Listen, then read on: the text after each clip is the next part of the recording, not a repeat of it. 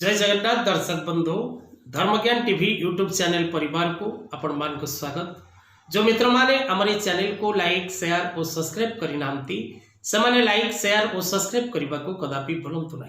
दर्शक बंधु आज ये कार्यक्रम माध्यम आम आलोचना करवा 2024 मसीहा अप्रैल मासटी किपरि रहिबो बिछा राशि बिछा लग्न एवं जो मित्र मानकर नामर आद्य अक्षर बिछा राशि अंतर्गत सेमानक पई संपूर्ण अप्रैल मासटी केते परिमाण शुभ फल प्रदान करिवो एवं केते परिमाण अशुभ फल प्रदान करिवो। बिछा राशि राशियाधिपति सेनापति ग्रह मंगल मित्र ग्रह बृहस्पति एवं रवि।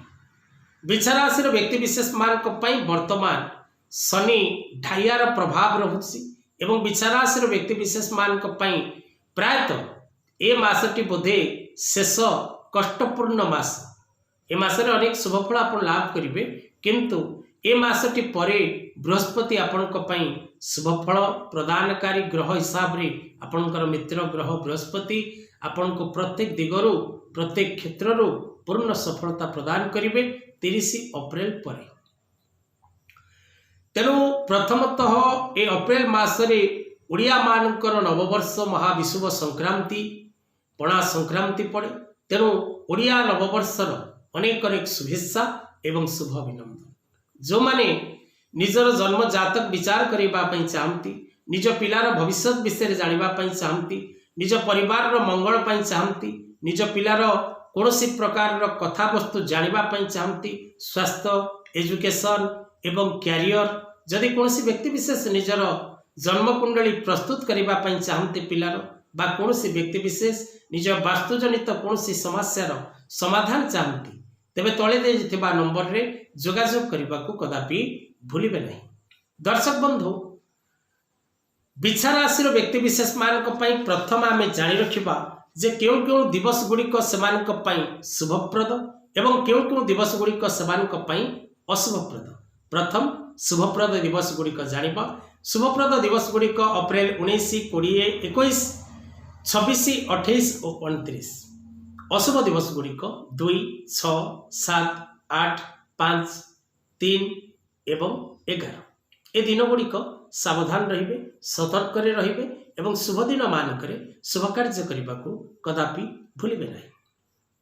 तेरे दर्शक बंधु बिछा राशि व्यक्ति विशेष मानक पई विशेष करी शारीरिक सुस्थता प्राप्त करिवार समय रही।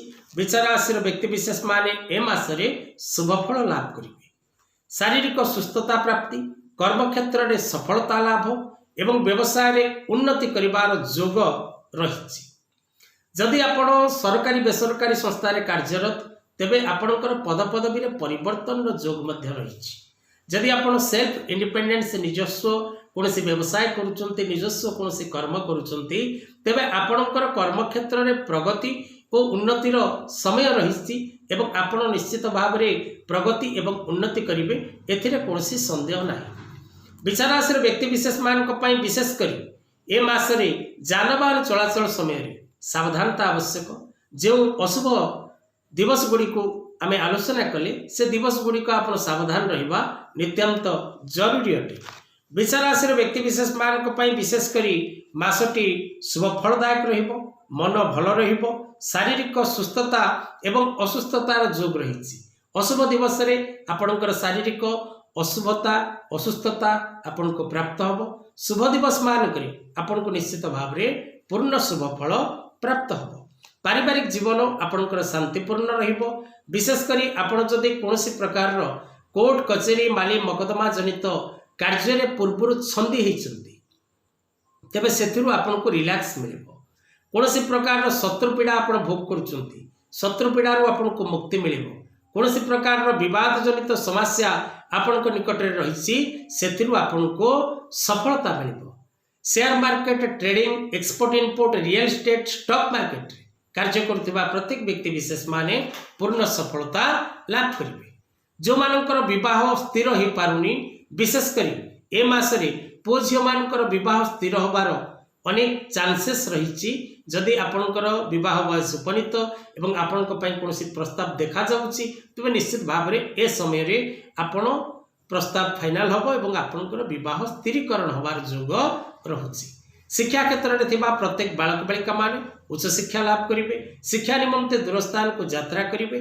प्रत्येक शिक्षा क्षेत्र जनित सफलता ए मासरे आपण प्राप्त करेंगे।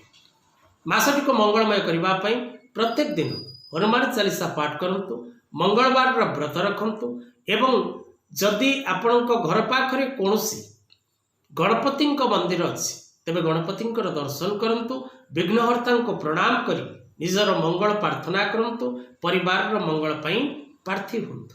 आजर कथावस्तु को एटी रखिबा। जय जगन्नाथ।